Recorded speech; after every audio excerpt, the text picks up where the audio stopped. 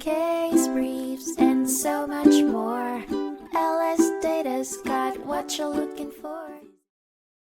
In National Labor Relations Board Union v. Federal Labor Relations Authority, a 1987 case heard by the United States Court of Appeals for the District of Columbia Circuit, the National Labor Relations Board Union sought to replace two existing regulations with a new one that would suspend proceedings on unfair labor practice charges until a decision was made regarding the duty to bargain issue.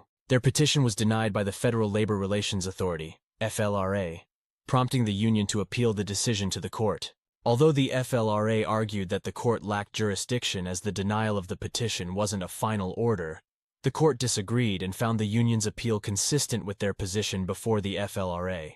However, the court ultimately denied the union's petition for review. The court ruled that regulations prohibiting labor organizations from receiving ULP remedies for an agency's well-intended but erroneous refusal to discuss a bargaining proposal aligned with congressional intent. The court applied the Chevron two-step test, deferring to the FLRA's judgment, as traditional tools of statutory construction did not disclose a clear congressional intent, and the agency's interpretation was based on a permissible construction of the statute.